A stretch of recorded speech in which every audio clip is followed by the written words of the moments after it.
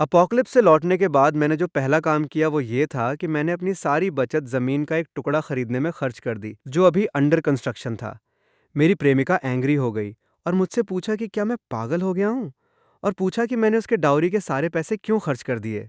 लेकिन मैंने उसे कैश की एक गड्डी थमा दी और कहा कि मेरे पास बहुत पैसा है, लेकिन वो उसमें से एक पैसा भी खर्च नहीं कर पाएगी।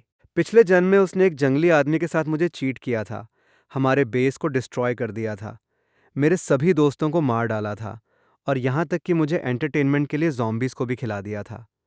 मरने से पहले मैंने अपने पूरे गुस्से और रिजेंटमेंट के साथ कसम खाई थी कि अगर मुझे एक और मौका मिला तो मैं इंश्योर करूंगा कि ये दो कुत्ते अपने क्राइम्स की सज़ा भुगतें। लेकिन जब मैं फिर से उठा तो मैंने कोई जिंग की परेशान करने वाली आवाज़ सुनी। आपका क्या मतलब है, जियांग जियाओयांग? आप 4 लाख युआन का डाउरी भी नहीं दे सकते, और आपने प्रॉपर्टी डॉक्यूमेंट में मेरा नाम भी नहीं जोड़ा है। ये सुनकर मुझे अचानक रियलाइज़ हुआ कि मैं डिज़ास्टर से पहले के समय में लौट आया हूँ, ये याद करते हुए कि कैसे उस महिला ने अपने पिछले जन्म में अपने माता-पिता को उनकी इनहेरिटेंस से धोखा दिया था, और कैसे उसने सिंपैथी पाने के लिए डिज़ास्टर के बाद माइज़रेबल होने का नाटक किया था। मेरी नज़र तुरंत ठंडी हो गई। रुको और देखो, मैं तुम्हारे इस बर्ताव का 1000 गुना बदला चुकाऊंगा। चूंकि मुझे पता था कि अभी एक्शन लेने का सही समय नहीं आया है, मैंने उसे कमरे से बाहर भेज दिया और कहा, तुम्हारी बकवास बहुत हो गई। अब जब तुमने अपनी बात कह दी है तो तुम्हें तुरंत चले जाना चाहिए।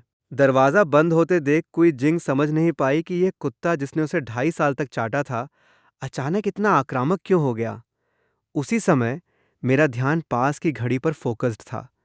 मेरी पिछले जीवन की यादों के अनुसार एंड ऑफ द वर्ल्ड केवल 1 महीने दूर था, इसलिए मुझे यह इंश्योर करना था कि मैं उस समय के लिए अच्छी तरह प्रिपेयर्ड हूँ। अचानक एक बीप ने मुझे मेरे सामने दिखाई देने वाले एक ट्रांसपेरेंट पैनल के प्रति अलर्ट किया, जो ये सिग्नल दे रहा था कि अपोकलिप्स सिस्टम अब एक्टिवेटेड हो गया है, और डिज़ास्टर आने से पहले मुझे 1 वर्ष के लिए ज़मीन का एक टुकड़ा और पर्याप्त सप्लाईज की आवश्यकता है। जब मैंने ये देखा तो मैं बहुत खुश हुआ। हालांकि मुझे नहीं पता था कि ये सिस्टम कहाँ से आया है, लेकिन अपोकलिप्स में एक सिस्टम का होना एक लाइफलाइन होने जैसा है। लेकिन तभी मेरा फ़ोन बजा। जब मैंने देखा कि ये कोई जिंग के सबसे अच्छे दोस्त का फ़ोन था, तो मुझे पता चल गया कि ये ग्रीन टी वाली औरत ही थी जिसने बैकअप के लिए फ़ोन किया था। जैसा कि बाद में पता चला, जैसे ही मैंने फ़ोन उठाया, मैंने वेनशू या को जियांग जियाओयांग से पूछते हुए सुना, क्या आपको इस तरह बर्ताव करने के लिए प्रोवोक्ड किया गया था? वो तो बस आपकी थोड़ी टेस्ट ले रही थी। यदि आप अभी मेरे पास प्रॉपर्टी पेपर और माफ़ी मांगने के लिए $1 मिलियन लेकर आएँ, तो मैं उसे मनाने की कोशिश करूंगी, अन्यथा आप ब्रेकअप का इंतज़ार कर सकते हैं। ये सुनकर मैं तुरंत गुस्से से भड़क उठा। तुम दोनों की हिम्मत कैसे हुई मेरे पेशेंस का टेस्ट लेने की? बाहर निकलो, जहाँ तक चाहो जाओ। उसके बाद मैं सोफे पर लेट गया और सोचने लगा। चूंकि इस सिस्टम का टास्क ज़मीन का एक टुकड़ा ढूंढना है, इसलिए मुझे जंगल और वाटर सोर्स के पास एक लोकेशन ढूंढना होगा, और फिर वहाँ सबसे मजबूत फोर्ट्रेस बनाना होगा। अगली सुबह मैं रियल एस्टेट सेंटर पर जल्दी पहुँच गया और ज़मीन का एक ऐसा टुकड़ा चुनने के लिए तैयार था जिसे डिफेंड करना आसान हो और जिस पर हमला करना कठिन हो, जहाँ से पहाड़ों और पानी का नज़ारा दिखता हो। हालांकि इससे पहले कि मैं अपनी रिक्वायरमेंट्स बता पाता, सेल्स मैनेजर ने अचानक लड़की को दूर भेज दिया। शिन निंग, भविष्य में ऐसे गरीब आदमी पर अपना समय बर्बाद मत करो। उसने जो कपड़े पहने हैं उन्हें देखो, वे सभी सड़क बाजार से खरीदे गए सेकंड हैंड सामान हैं।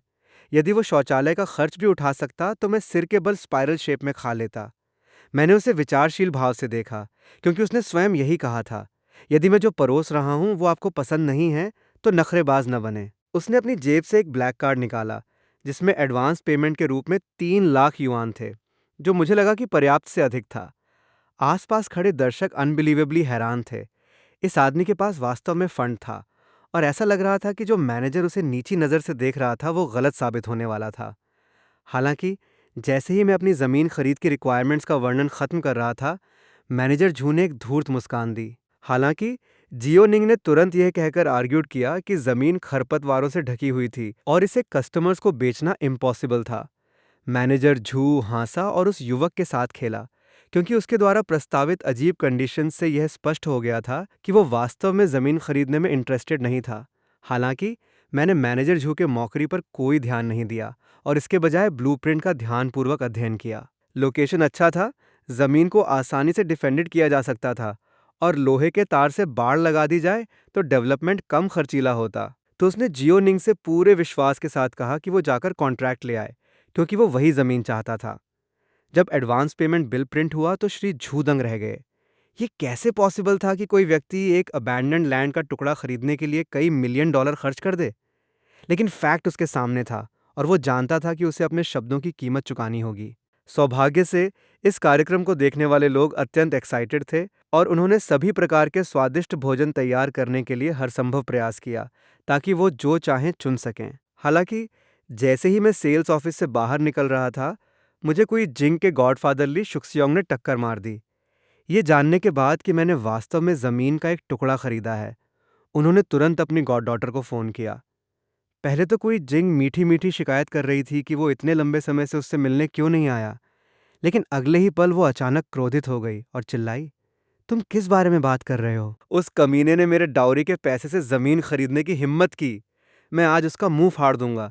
कुछ ही देर बाद कुई जिंग अपनी फ्रेंड्स के साथ दरवाजे पर आई। जियांग शियाओंग, तुम इतने एम्बिशियस हो गए हो कि तुमने मेरे डाउरी के पैसे से गुप्त रूप से ज़मीन खरीद ली। पैसा मेरा है, इसलिए ज़मीन भी मेरे नाम पर ही ट्रांसफर्ड होनी चाहिए। मैं उसकी बातें सुनकर पूरी तरह स्पीचलेस रह गया। मैं पास्ट में उसकी बेशर्मी कैसे नहीं देख सका था। फिर मैंने पैसों की एक गड्डी निकाली और उस पर फेंक दी। मेरे पास बहुत पैसा है, लेकिन मैं तुम्हें एक पैसा भी नहीं दूंगा। एक पल के लिए भी ये मत सोचो कि मैं ली शुऑक्सियोंग के साथ तुम्हारे छोटे से अफेयर के बारे में नहीं जानता। जब उसने अपने गॉडफादर का नाम सुना तो कोई जिंग दंग रह गई और सोचने लगी कि इस रिलेशनशिप को मेरे सामने कैसे समझाए। मैंने उसकी बकवास सुनने की भी जहमत नहीं उठाई और दरवाज़ा जोर से बंद कर दिया। यह देखकर उसकी दोस्त वैनशु या दौड़कर उसके पास आई और पूछा, जिंग, क्या तुम सचमुच उस अधेड़ उम्र के आदमी के साथ रिलेशनशिप में हो? कियाओ जिंग ने मूड में न होने के कारण उत्तर दिया, ऐसा कैसे हो सकता है? अधिक से अधिक हमारे पास बस कुछ डेट्स थीं। ये सुनकर वैनशु या दुष्टतापूर्वक मुस्कुराई। जिंग, जिंग, तुमने बहुत अच्छा खेला और इसे बर्बाद कर दिया। इस स्थिति का एडवांटेज उठाने के लिए मुझे दोष मत देना। अगली सुबह कंस्ट्रक्शन टीम समय पर उस अंडर कंस्ट्रक्शन बिल्डिंग पर पहुंच गई। बट जब मैंने उनसे कहा कि मैं एक स्टील फोर्ट्रेस बनाना चाहता हूं, तो वांग का चेहरा गिर गया और उन्होंने कहा कि यह प्रोजेक्ट बहुत बड़ा था और 1 महीने से भी कम समय में पूरा नहीं हो सकता था। अब और बात मत करो, बस मुझे बताओ कि तुम्हें कितने पैसे चाहिए।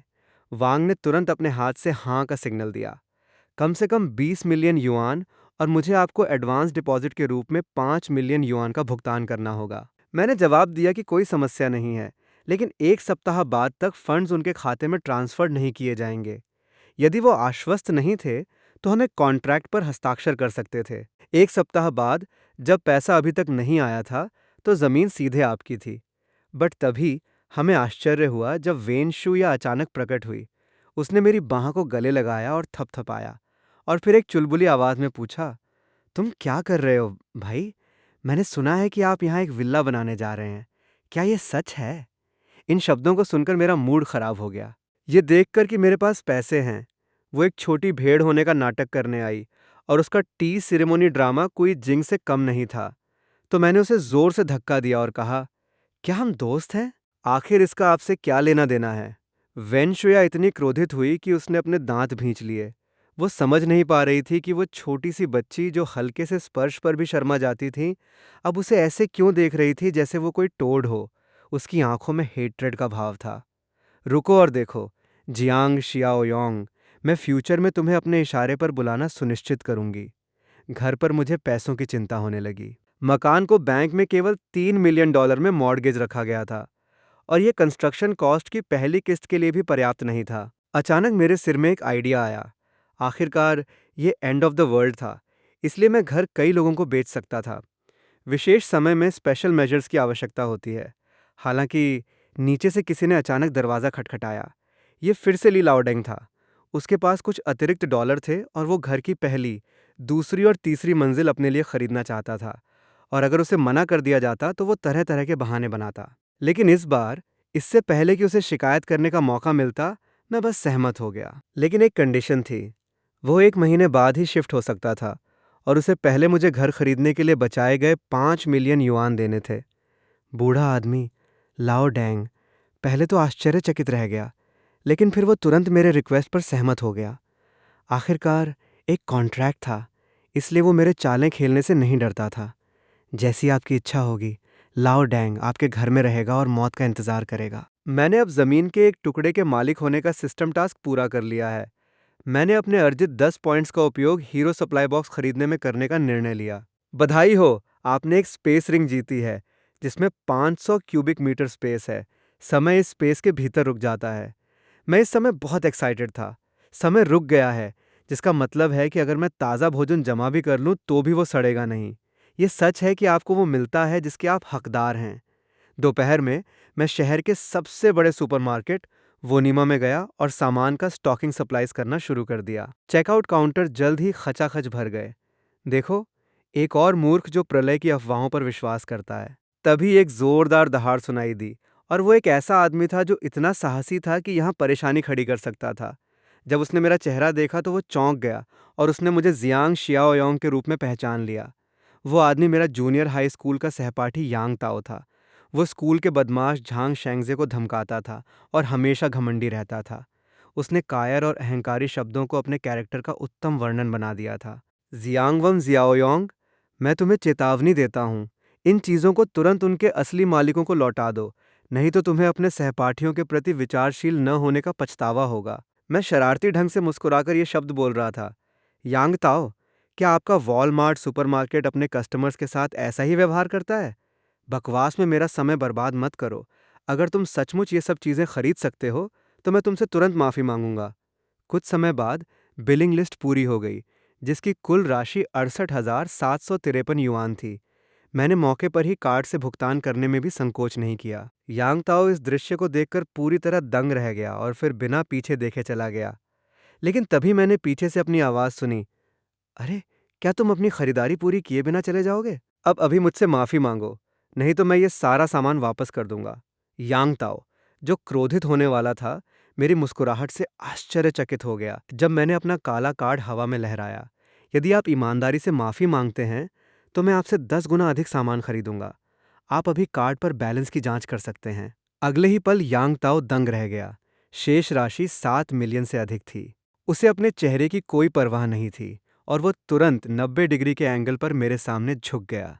क्षमा करें, मैंने आपको कम आंका। मैंने उसके कुत्ते के सिर पर थपथपाया और धीमी आवाज में कहा, इसी पोजीशन में रहो और जब तक मैं खरीदारी पूरी न कर लूं, हिलना मत। हालांकि जैसे ही मैं मुड़ा, यांग ताओ ने सम्मानपूर्वक मुझे रोक दिया। एक मिनट रुको, भाई योंग, यदि आप होलसेल में खरीदना चाहते हैं तो होलसेलर ढूंढना अधिक कॉस्ट इफेक्टिव है। ये देखकर कि मेरी दिलचस्पी दिख रही है, यांग ताओ ने तुरंत समझ लिया और फोन किया। क्या वो भाई झे है? मेरे पास आपके लिए एक बड़ा क्लाइंट है। कुछ ही समय बाद मैं उसके पीछे एक वेयरहाउस के दरवाजे तक गया और यांग ताओ ने जिस झे का उल्लेख किया था वो वास्तव में स्कूल का बदमाश झांग शेंगजे था। संक्षिप्त परिचय के बाद झांग शेंगजे को अंततः मेरी याद आ गई। मुझे वो आदमी याद है जिसकी हड्डियां बहुत सख्त थीं, लेकिन जब उसने देखा कि मैंने पुरानी पोशाक पहन रखी है तो उसने यांग ताओ का सिर पकड़ लिया और चिल्लाया, क्या ये वही बड़ा क्लाइंट है जिसका आपने अपने फ़ोन कॉल में उल्लेख किया था? तुम मेरा समय बर्बाद कर रहे हो यार। ज़रा उसे देखो, वो इतना गरीब है कि उसे शायद इंस्टेंट नूडल्स का एक बैग खरीदने के लिए लोन लेना पड़ेगा।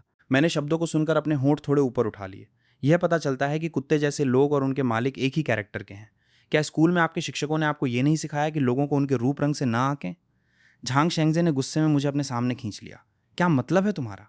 मैंने कहा कि तुम लोगों के बारे में कम राय रखने वाले कुत्ते हो, गंदे अनपढ़ हो। जब यांग ताओ ने यह देखा तो वो लड़ाई रोकने के लिए आगे बढ़ा। भाई झांग, हमेशा ऐसी बातें मत कहो जो सच नहीं है। जब लोग उसे अनपढ़ कहते हैं तो उसे इससे नफरत होती है। हालांकि इन शब्दों ने झांग शेंगजे को और अधिक क्रोधित कर दिया और उसने उसे एक लात मारी जिससे वो उड़ गया। उसने मेरा मुंह बंद कर दिया और मुझ पर चिल्लाया, आप एक वीआईपी कस्टमर हैं, है ना? यदि आज आपको मुझसे माल की कंसाइनमेंट ऑफ गुड्स नहीं मिल पाती है तो मैं आपको दिखाऊंगा कि मैं आपके साथ क्या कर सकता हूं। मैं निडरता से उसे देखता रहा। अपना बेकार भौंकना बंद करो और मुझे अभी अपना पेमेंट कोड दिखाओ। जैसे ही 1 मिलियन युआन के भुगतान की कंफर्मेशन के संदेश की आवाज़ आई, झांग शेंगजे, जो कुछ क्षण पहले तक बहुत घमंडी था, अचानक भ्रमित हो गया। क्या आप गंभीर हैं भाई योंग? मेरे पास आपसे बात करने का समय नहीं है। मैं 5 मिलियन युआन मूल्य का सामान पहुंचाने के लिए तैयार हूं, जिसमें चावल, तेल, नमक, स्नैक्स और पेय पदार्थ जैसे प्रमुख खाद्य पदार्थ शामिल हैं। आप जो भी खा सकते हैं वो सब ठीक है। सामान प्राप्त होने के बाद मैं आपको बैलेंस राशि का भुगतान करूंगा। झांग शेंगजे इस खबर से खुश थे। ये कैसी किस्मत है। जैसे ही मुझे लगभग समाप्त हो चुके नियर एक्सपायर्ड सामान की खेप मिलने वाली थी, कमी को पूरा करने के लिए एक नया ग्राहक आ गया। वो तुरंत मुझे वेयरहाउस में ले गया। हालांकि कैजुअल इंस्पेक्शन के बाद मुझे समस्या का पता चला। झांग शेंगजे, तुम बहुत चतुर हो। ऊपरी परत को छोड़कर बाकी सामान लगभग एक्सपायर्ड हो चुका है। झांग शेंगजे भी आश्चर्यकृत थे कि मैं इतना जानकार था और उन्होंने तुरंत मुझे मूल कीमत पर 50% की छूट देने की ऑफर की। हालांकि जब उसे लगा कि उसके साथ बहुत बार्गेनिंग होने वाला है तो मैंने उसके प्रस्ताव पर सहमति दे दी। मैं आपके द्वारा बताए गए सभी लगभग समाप्त हो चुके नियर एक्सपायर्ड खाद्य पदार्थ ले लूंगा, लेकिन मैं आपको 1 महीने में भुगतान कर दूंगा। यदि आप इससे सहज नहीं हैं तो मैं अपना मकान मॉर्गेज रख सकता हूँ। फिर आप मेरे लिए 5 मिलियन युआन मूल्य के कुछ हाई क्वालिटी वाले सामान की व्यवस्था कर सकते हैं। डिलीवरी स्थान की पुष्टि होने पर मैं आपको बता दूंगा। झांग शेंगजे इस खबर से हैरान हो गए और उन्होंने मुझसे पूछा कि एक्सपायर हो चुका खाना कहाँ बेचा जाएगा। मैंने उसके कंधे को थपथपाया और व्यंग्यपूर्वक मुस्कुराया। चिंता मत करो, तुम्हें जल्द ही पता चल जाएगा। तभी मेरा फोन बज उठा। पता चला कि किसी को मेरा घर एक रियल एस्टेट वेबसाइट पर मिला था। मैंने झांग शेंगजे की ओर इशारा किया और जल्दी में वेयरहाउस छोड़ने से पहले उसे कुछ इंस्ट्रक्शंस दिए। खरीदार 70 के दशक का एक बूढ़ा व्यक्ति था। उनकी पोती एक नए स्कूल में ट्रांसफर होने वाली थी, इसलिए उन्हें अपना पता पंजीकृत कराने के लिए घर की आवश्यकता थी। अपनी ईमानदारी दिखाने के लिए वो न केवल 3 महीने बाद मुझे घर का पोजेशन लेने देने के लिए सहमत हुए, बल्कि अपने साथ 4 लाख युआन की डिपॉजिट राशि भी लाए। ये देखकर मैंने और शब्द बर्बाद नहीं किया और खुशी खुशी कॉन्ट्रैक्ट पर हस्ताक्षर कर दिए। बूढ़े व्यक्ति ने राहत महसूस करते हुए गहरी सांस छोड़ी और फिर ग्रैटिट्यूड में मुझे प्रणाम करते हुए कहा, मिस्टर जियांग, आप आगे बढ़ें और वही करें जो आपको करने की ज़रूरत है। मैं अब तुम्हें परेशान नहीं करूंगा। मुझे उसके शब्दों पर अफसोस हुआ। बूढ़ा व्यक्ति लो सोशल क्लास से था और एक दयालु और ईमानदार व्यक्ति था। आने वाले अपोकलिप्स में वो और उसकी पोती शायद एक दिन भी जीवित नहीं रहेंगे। मैंने अचानक उसे पुकारा, क्षमा करें, क्या आप कृपया मुझे अपना वर्तमान पता बता सकते हैं? 10 दिन से अधिक समय बीत जाने के बाद कंस्ट्रक्शन वर्क लगभग पूरा हो गया था। ये देखकर मैंने झांग शेंगजे को फ़ोन करने और उनसे सामान पहुंचाने के लिए किसी को भेजने के लिए कहने का निर्णय लिया। कुछ ही देर बाद वर्कर्स एक एक करके पहुंचे और मेरे निर्देशानुसार उन्होंने ताज़े फल और सब्जियां छांट ली। उन्होंने व्यवस्था पूरी करने के लिए शाम तक काम किया। वेयरहाउस को दुनिया की अंतिम वस्तुओं से भरा देखकर मैं संतुष्टि से मुस्कुराए बिना नहीं रह सका। पिछले युग के स्ट्रगल्स ऑफ पास्ट एरा की तुलना में मैं एंड टाइम्स में एक समृद्ध जीवन जीने के लिए डिटरमाइंड हूँ। तभी सिस्टम ने मुझे 10 साल का भरण पोषण कार्य पूरा करने और मेरे सिस्टम स्कोर में 20 अंक जोड़ने पर बधाई देते हुए एक नोटिफिकेशन भेजा। ये सुनकर मैंने पुरस्कार चुनने के लिए जल्दी से शॉपिंग मॉल खोला और पाया कि super power awakening supply box को भुनाने के लिए केवल 10 अंकों की आवश्यकता थी। इसलिए मैंने इसे भुनाने के लिए इस पर क्लिक किया। डिंग, माइंड्स आई की महाशक्ति प्राप्त करने के लिए बधाई, जो यह पता लगा सकती है कि दूसरे व्यक्ति का आपके प्रति हॉस्टाइल इंटेंशन है या नहीं, बुरा नहीं है, और यह अपोकलिप्स के शुरुआती दिनों में सबसे उपयोगी सुपर पावर्स में से एक है। इस बिंदु पर सिस्टम पूरी तरह से सशस्त्र होकर एक नया मिशन भेजता है और इसे पूरा करने पर आपको एक क्लिक पर 10 अंक और एक रैंडम रिवॉर्ड मिलता है। मैं ये सुनकर मुस्कुराए बिना नहीं रह सका, क्योंकि यह नया मिशन सचमुच मेरे दिमाग की बात थी। 2.5 घंटे बाद मैंने खुद को आधी रात के ब्लैक मार्केट में अकेला पाया। सड़कों पर लोगों की भीड़ थी और विक्रेताओं की लगातार चीखें मेरे कानों में गूंज रही थीं। अचानक एक आकृति ने मेरा ध्यान खींचा। ये जिंग के गॉडफादर ली शू शियोंग थे, जो एक वेंडर के साथ नकली जेडाइट के लिए मोल भाव कर रहे थे। ओह, वो बेवकूफ़ औरत। कोई जिंग वास्तव में बदकिस्मत है कि उसे ऐसे व्यक्ति द्वारा मूर्ख बनाया गया। कुछ देर तक ब्लैक मार्केट में घूमने के बाद मुझे अंततः तलवारें और चाकू बेचने वाला एक स्टॉल मिला। इसलिए मैंने मालिक से पूछने का नाटक किया, क्या आपके पास यहाँ कोई हार्ड गुड्स वेपन्स है?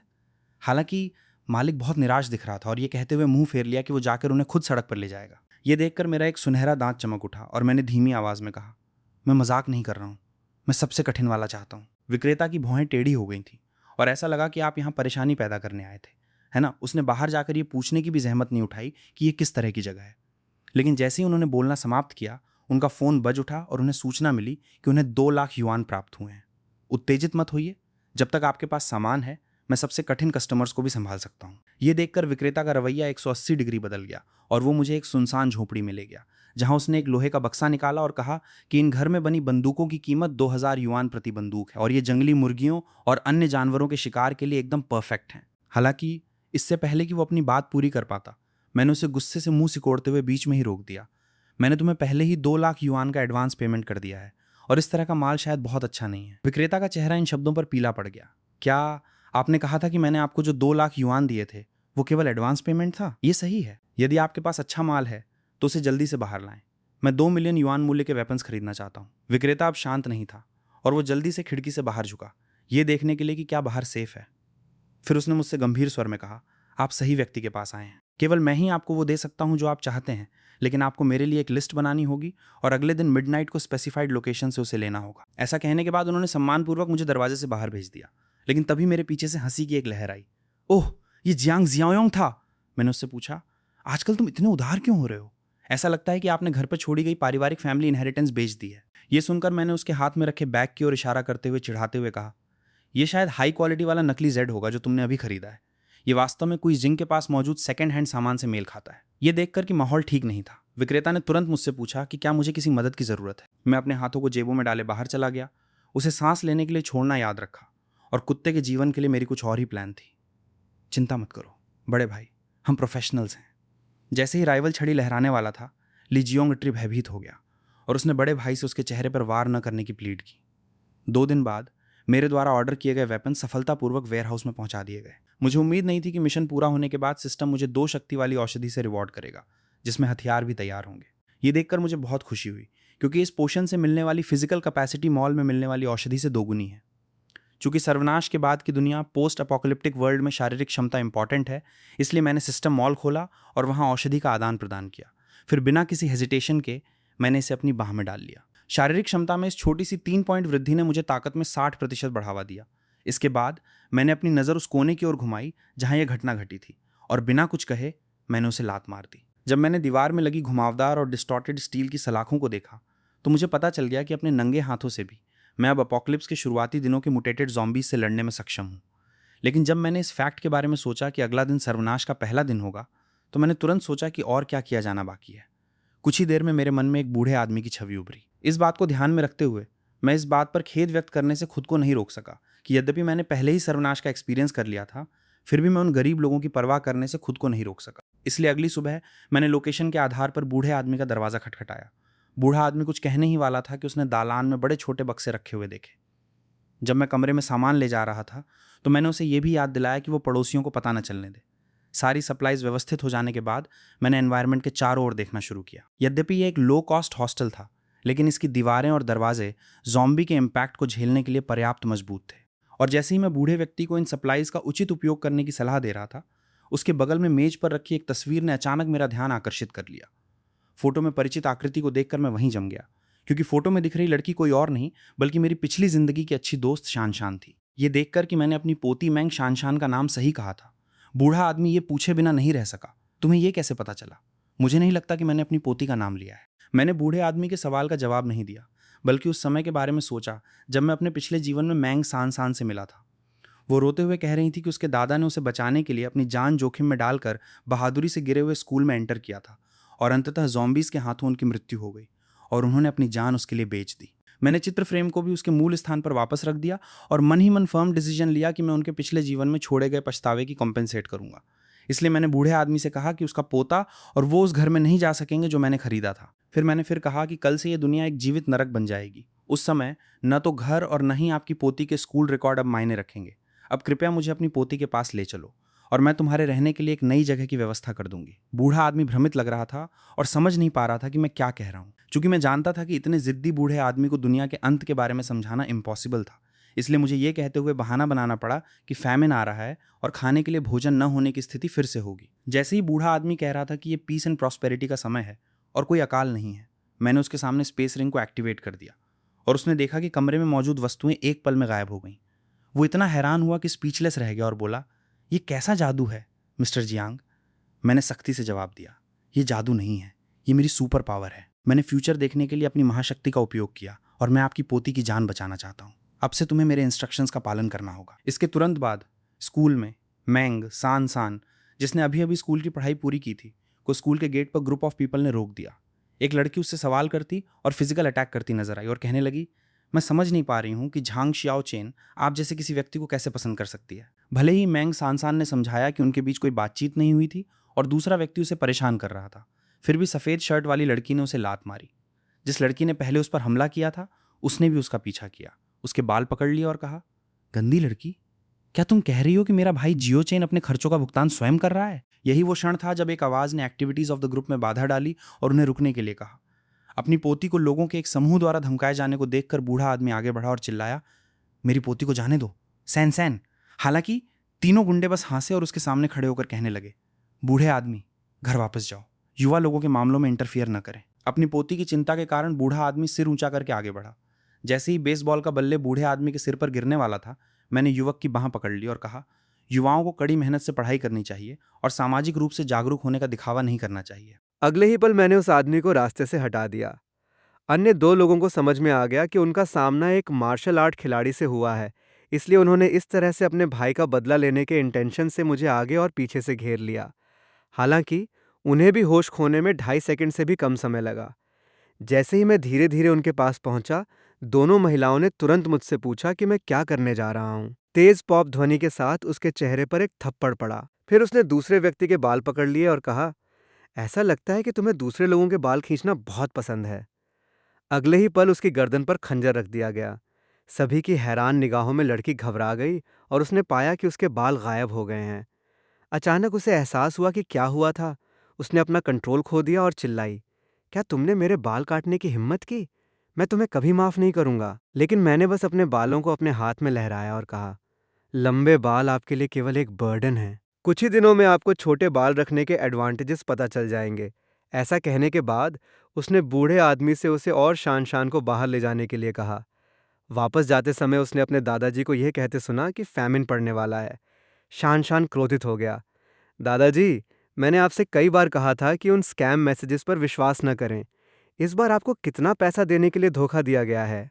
पोते और दादी को इस विषय पर आर्ग्यूमेंट करते देख मैं मुस्कुराए बिना नहीं रह सका। इसलिए मैंने उनकी बातचीत में बाधा डालते हुए कहा कि मैंने उसके दादाजी को फैमिन के बारे में बताया था। स्कूल में उसे बचाने आए लड़के का सामना करते हुए मैंग सान सान ने सहज ही पूछा कि क्या ये खबर सच है या नहीं।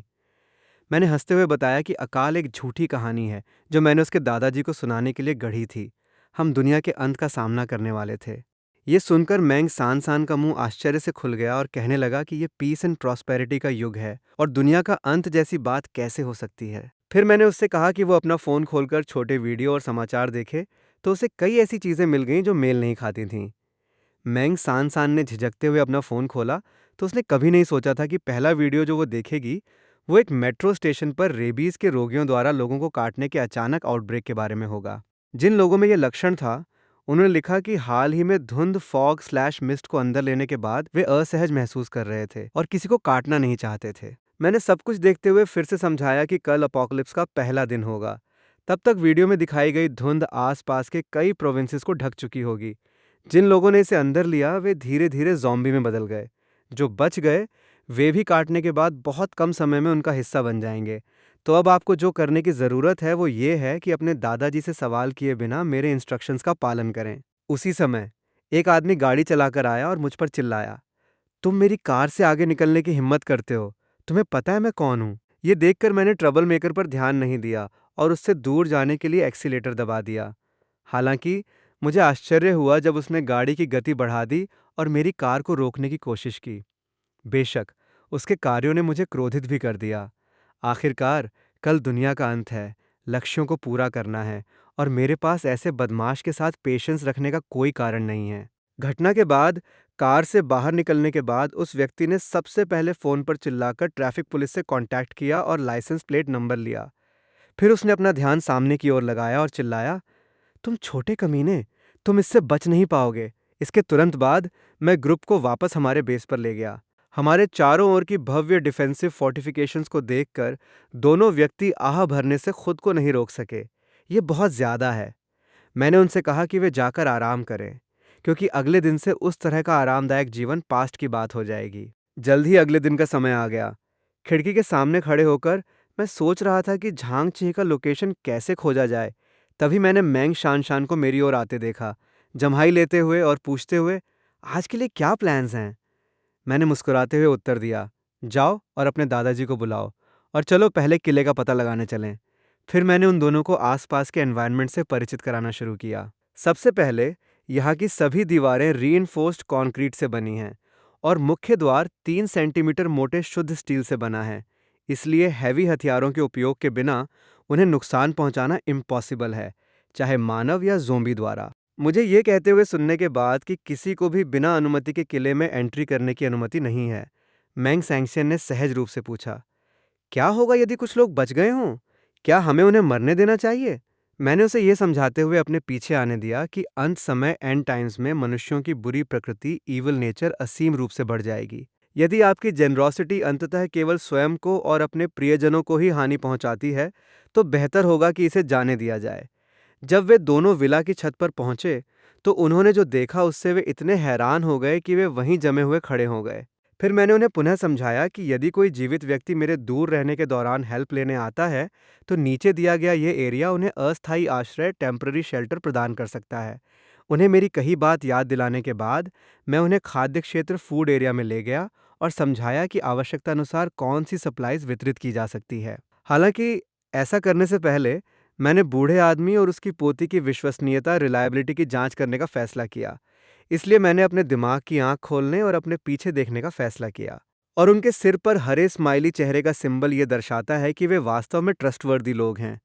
इस विचार को ध्यान में रखते हुए मैंने अपना हाथ हिलाया और स्पेस रिंग से अंतिम समय की सबसे महत्वपूर्ण सप्लाईज निकाली और फिर उन दोनों को हथियार बांटे, इस बात पर जोर देते हुए कि ये हथियार उनके अपने हाथों में ही रहने चाहिए और दूसरों के हाथों में नहीं पड़ने चाहिए। बूढ़े ने सुनने के बाद यह भी वादा किया, चिंता मत करो, हम निश्चित रूप से याद रखेंगे।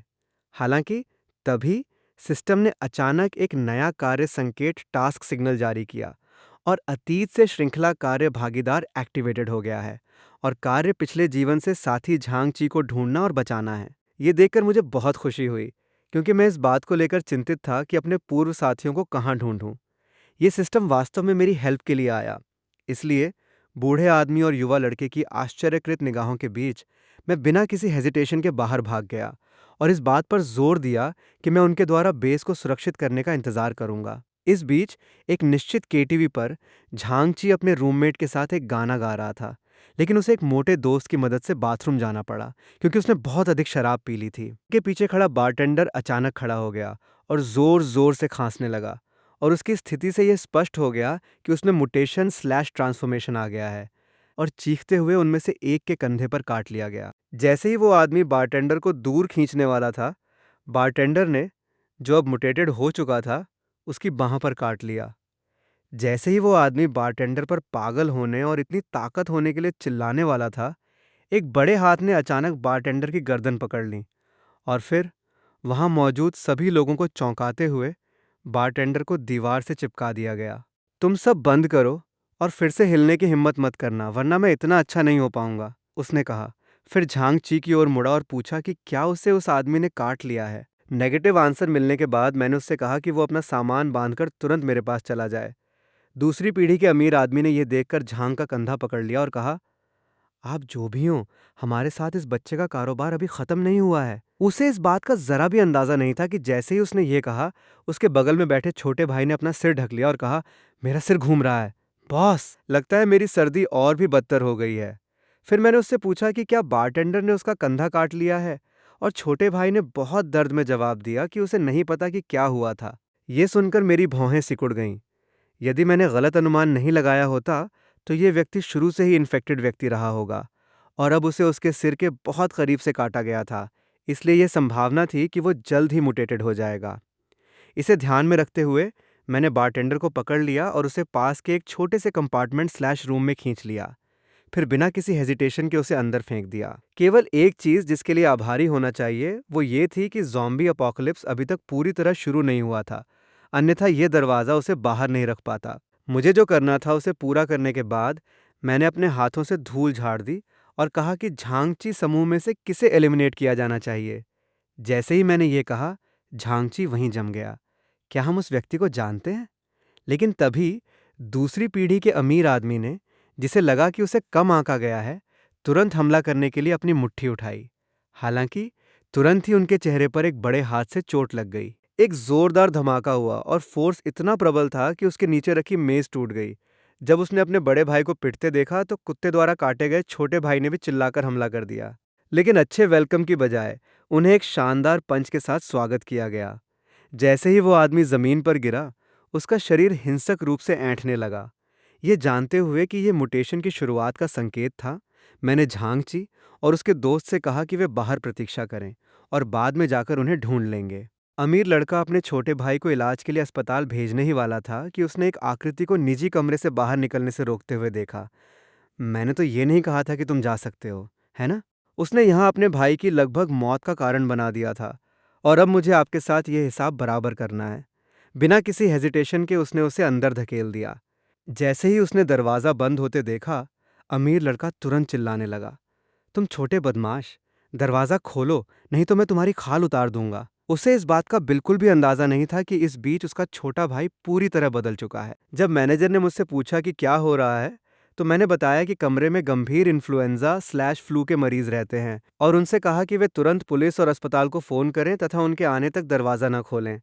जब मैंने उस आदमी को देखा तो मैं अभी भी असमंजस की स्थिति में था, इसलिए मैंने उस पर चिल्लाया कि अगर वो मरना नहीं चाहता तो जैसा मैंने कहा वैसा ही करो। मैं झांगची और अन्य लोगों को केटीवी से बाहर ले ही रहा था कि मैनेजर ने निजी कमरे से बहुत शोर सुना और ये जानने के लिए मॉनिटरिंग रूम में जाने का निर्णय लिया कि क्या हो रहा है।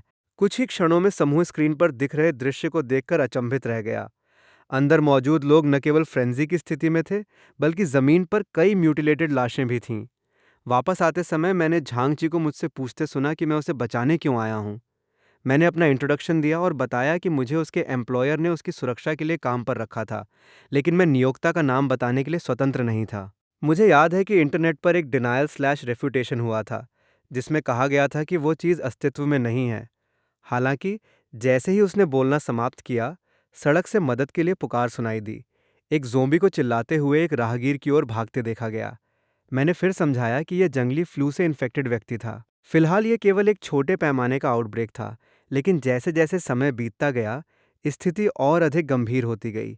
इसलिए यदि आप जीना चाहते हैं, तो आपको अब से मेरे इंस्ट्रक्शंस का पालन करना होगा। जैसे ही कुछ लोगों ने मुझे आश्वासन दिया कि वे प्लान का पालन करेंगे, सिस्टम ने अचानक एक पूर्व साझेदार के साथ मिशन पूरा करने के बारे में नोटिफिकेशन जारी कर दी। मैं मॉल खोलने और अपडेट किए गए रिवॉर्ड्स की जांच करने के लिए इंतज़ार नहीं कर सकता था। जब तक मैंने ये नहीं देखा कि एंड टाइम स्टिलर बॉक्स नष्ट नहीं हुआ है, तब तक मुझे ये एहसास नहीं हुआ कि ये वस्तु केवल तभी नए संदूक में दिखाई देगी जब मैं इसे खरीदूंगा या इसे रिफ्रेश करने के लिए मैन्युअल रूप से पॉइंट्स खर्च करूंगा। लेकिन जब मैंने सोचा कि ये वस्तुएं कितनी उपयोगी लगती हैं, तो मैंने फोर्ट्रेस में वापस जाने और उन सभी को छुड़ाने का फैसला किया। हालांकि उसके लिए एक और अधिक कठिन कार्य प्रतीक्षा कर रहा है, जो ये है कि अपने पिछले जीवन में झांगची को एक रूममेट ने धोखा दिया था, जिसके परिणामस्वरूप लाश के हाथों उसके अलावा सभी की मौत हो गई थी। अन्य लोगों की हत्या करने वाला क्रिमिनल पीछे की सीट पर बैठे 3 लोगों में से एक है। इस बीच एक निश्चित इमारत में, क्योंकि बाहरी दुनिया पहले ही अराजकता कैओस में डूब चुकी थी, कोई जिंग जो घर पर छिपा हुआ था ने ली शुक्सियोंग से संपर्क कर उसे सप्लाईज भेजने को कहा। लेकिन दरवाजे पर अचानक दस्तक ने उसे चौंका भी दिया। इसलिए वो घबराकर सामने के दरवाजे के पास पहुंचा, जब तक उसने नहीं देखा कि जो व्यक्ति आ रहा था वो उसकी सहेली वेन शुया थी। वो वही थी जिसने उसके चिंतित हृदय को शांत किया। लेकिन फिर वेन शुया ने दरवाजे में एंटर करते ही कहा, क्या आपने सुना है कि पहली मंजिल पर रहने वाले बूढ़े व्यक्ति को आज सुबह पुलिस की गाड़ी में ले जाया गया था? इस खबर ने कुई जिंग को गहरे विचार में डुबो दिया। मैं बस ये जानना चाहता था कि आज नीचे इतना शोर क्यों है और क्या फ्लू की अफवाह सच है। लेकिन वेन शुया ने ली शू जियोंग से पूछा कि क्या उसने उन्हें कोई सप्लाईज भेजी है। ये जानने के बाद कि ली शू जियोंग के पास डिलीवरी करने का समय नहीं है, वेन शू या ने तुरंत शिकायत करना शुरू कर दिया। मैंने कहा कि पुरुष किसी भी चीज़ में अच्छे नहीं होते। आपको अब उसे फ़ोन करना चाहिए और उसे बताना चाहिए कि जियांग जियो योंग के पास बहुत सारा सामान है और वो इस स्पेशल एनवायरनमेंट में बहुत पैसा कमा सकता है। ये देखकर कि कोई जिंग अनजान लग रहा था, वेन शू या ने बताया कि पिछली बार जब उन्हें बाहर निकाला गया था, तब से उसने अपने साइकोफेंट स्लैश स्पाई को दूसरे व्यक्ति की स्थिति पर नज़र रखने के लिए भेजा था और तभी उसे पता चला कि जो कारखाना पीछे रह गया था वो सामान से भरा था। ये सब जानने के बाद कोई जिंग क्रोधित हो गया। उसकी राय में मैं हाल ही में उसकी नेग्लेक्ट कर रहा था, क्योंकि मुझे पैंडेमिक के बारे में पहले से पता था और मैं अपने दम पर धन कमाना चाहता था। ये देखकर वेन्यू ने उसे ये भी याद दिलाया, आपको ली शू जियोंग से संपर्क करना चाहिए। यह एक अच्छा अवसर है, शायद हम मुनाफा उसके साथ बांट सकें। उस समय वे दोनों कुछ कंस्पिरेसी रच रहे थे, जबकि मैं पहले ही फोर्ट्रेस बेस पर वापस जा चुका था। हमारे चारों ओर की ऊंची डिफेंसिव फोर्टिफिकेशंस को देखकर झांगची की प्रतिक्रिया लगभग बूढ़े व्यक्ति जैसी ही थी और उसने कहा कि किला वास्तव में बहुत बढ़ा चढ़ाकर दिखाया गया था। लेकिन इससे पहले कि मैं कुछ समझा पाता, मेंग, सान सान और उसके दादा हमारी ओर चल पड़े। उनके चिंतित भावों से यह स्पष्ट था कि पूरे दिन के इंतजार ने उन्हें चिंतित कर दिया था। इसलिए मैं पीछे से उनकी ओर देखने के लिए मुड़ा और कहा, आपको इतने लंबे समय तक इंतजार कराने के लिए क्षमा करें। मैं आपको नए सदस्य से मिलवाऊंगा। और इस प्रकार मेरे इंट्रोडक्शन के साथ समूह एक दूसरे को जानने लगा। मेंग सान सान ने यह देखकर अन्य लोगों का भी स्वागत किया। बाद में जब मैंने बूढ़े आदमी को समझाया कि मैं उन्हें एनवायरनमेंट से परिचित होने के लिए ले गया था, तो मोटा आदमी फुस्सूर किया। ऐसा लगता है जैसे हमें एक स्कैम इंडस्ट्रियल पार्क में लाया गया है। लेकिन तभी ली मिंग ने, जिसका निकनेम ओल्ड 3 था, ने अचानक समूह की बातचीत में बाधा डाली। फिर उसने अपने दोस्त योंगडोंग की ओर इशारा किया और पूछा, क्या आप हमें भी कुछ हथियार दे सकते हैं? इस तरह हम किले की रक्षा में कंट्रीब्यूशन दे सकते हैं। ये सुनकर मोटे आदमी ने तुरंत उसे सलाह दी कि वो हथियारों की मांग करने में जल्दबाजी न करे, क्योंकि वे अभी अभी आए थे और उन्हें हथियार दिए जाने से पहले उनका विश्वास हासिल करने में कुछ समय लगेगा। यद्यपि मुझे दूसरे व्यक्ति के व्यवहार पर कुछ हद तक डिस्गस्ट महसूस हुआ, फिर भी मैंने उससे कहा कि पहले वो माहौल को जाने और फिर कुछ दिनों में उन्हें हथियार दे दे। मैंने फैटमैन को यह भी याद दिलाया कि चेन डोंग गंभीर रूप से घायल हो गया है और उसे मॉनिटरिंग के लिए मेडिकल रूम में ले जाने की जरूरत है।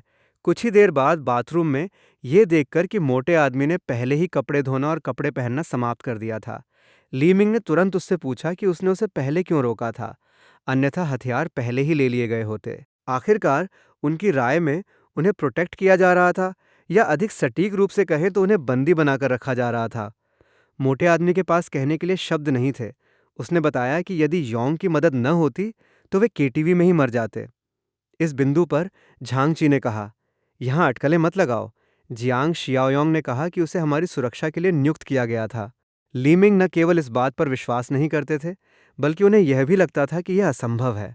इसके पीछे अवश्य ही कोई अननोन मोटिव होगा। उन्होंने फिर कहा, जैसा कि आपने देखा जब आप चेन को अस्पताल ले गए थे, उस कमरे के दरवाजे और खिड़कियां जेल के दरवाजों और खिड़कियों से भी अधिक मजबूत हैं। यह संभव है कि चेन को अब अंदर से प्रताड़ित किया जा रहा हो। लीमिंग की बात लगातार खतरनाक होती गई। उन्होंने पहल अपने हाथों में लेने की कसम खाई, यहाँ तक कि जब मोटे आदमी ने उसे चेतावनी दी कि वो दयालुता का बदला हेट्रेड से न चुकाए, तब भी उसने पहले हमला करने पर जोर दिया। फिर उसने एक दुष्ट मुस्कान दिखाई और कहा कि उनमें से केवल कुछ ही थे, और जियांग जियाओयोंग और एक बूढ़ा आदमी और एक युवा लड़की। यदि उन्हें दूसरी तरफ से नीचे उतरने का अवसर मिल जाए तो वे न केवल इस किले पर कब्जा कर सकेंगे, बल्कि उस युवा लड़की का स्वाद भी चख सकेंगे। अगले ही पल बाथरूम का माहौल अचानक शांत हो गया। ली मिंग ने तुरंत अपना हाथ हिलाया और कहा कि वो सिर्फ मजाक कर रहे थे और उन्हें इसे गंभीरता से नहीं लेना चाहिए। तभी झांगची ने राहत की सांस ली। मुझे ओल्ड 3 कहकर मत डराओ, ये अभी दुनिया का अंत नहीं है। मैंने सोचा था कि तुम कुछ आउटरेजेस करने जा रहे हो, लेकिन मुझे नहीं पता था कि उन दोनों के जाने के बाद ली मिंग बाहर आएगा और अपना असली रंग दिखाएगा। उन्होंने कहा कि कैओटिक वर्ल्ड में व्यक्ति को निर्दयी होना चाहिए। चूंकि आप और मैं एक ही वेवलेंथ पर नहीं हैं, इसलिए आप बस इंतजार कर सकते हैं और जीवन भर मेरे फॉलोअर स्लैश सर्वेंट बने रह सकते हैं। इस बीच मैंग शानशान और उसके दादा दादी को मेरे ऑफिस में बुलाया गया। उन्होंने बूढ़े व्यक्ति को यह कहते हुए सुना कि मेडिकल रूम में झांगची और चेन चोंग पहले ही बस चुके हैं। मैंने उन दोनों को जाकर आराम करने को भी कहा। कौन जानता है कि कल क्या मुसीबत आ सकती है। जाते समय मेरी नज़र उन पर रही। चेन डोंग और झांगची को छोड़कर मुझे हर समय अन्य दो पर नज़र रखनी पड़ती थी, क्योंकि मुझे लग रहा था कि उनमें से एक अच्छा व्यवहार नहीं करेगा। बूढ़े आदमी और उसके पोते ने यह सुनकर भौहें सिकोड़ लीं और चुपचाप इसे दिल से लगा लिया। इसके तुरंत बाद मैं अकेले एक वेयरहाउस में गया और सिस्टम पैनल खोला। इसका उद्देश्य बाजार में मौजूद खजाने की पेटियों को असली वस्तुओं से बदलना है। जैसे ही एक चमकदार रोशनी चमकी, सिस्टम ने सर्वनाश के बाद के किसान पोस्ट अपोकलिप्टिक फार्मर को सूचित किया कि सप्लाई बॉक्स से 50 मकई के बीज मिले हैं। चीनी, तेल और प्रोटीन वाले बक्सों में स्टार्च आंतों सहित विभिन्न प्रकार की खाद्य वस्तुएं थीं। जहां तक आर्म्ड डिटरेंट सप्लाई बॉक्स का सवाल है, इसमें 9 मिमी गोला बारूद के 1500 राउंड थे। मैं भी अपने सामने रखे सामानों के ढेर को देखकर आश्चर्यचकित हुए बिना नहीं रह सका। ये आपूर्तियां निस्संदेह एक ऐसा पुरस्कार हैं जो किसी को ऐसी दुनिया में आगे रखने के लिए पर्याप्त हैं जहां रिसोर्सेज आर स्कैर्स हैं। अगली सुबह कई कारें अचानक फोर्ट्रेस के गेट के सामने रुक गईं। कुछ ही देर में औजारों से लैस लोगों का एक समूह कारों से बाहर निकल आया। उस आदमी ने सामने की ओर इशारा किया और चिल्लाया, भाइयों, जाओ और इस जगह को तोड़ दो। हालांकि जब समूह 10 मिनट से अधिक समय तक तोड़फोड़ करता रहा, तो उनमें से एक ने सांस लेने के लिए हांफते हुए कहा, गेट शायद 2.5 मीटर मोटा है, हम इसे अपने पास मौजूद टूल से नहीं खोल सकते।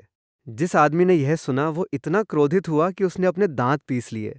छोटे भाई को भारी तोपखाना लाने को कहा गया। जल्द ही कई लोगों को कार से एक बक्सा बाहर ले जाते देखा गया।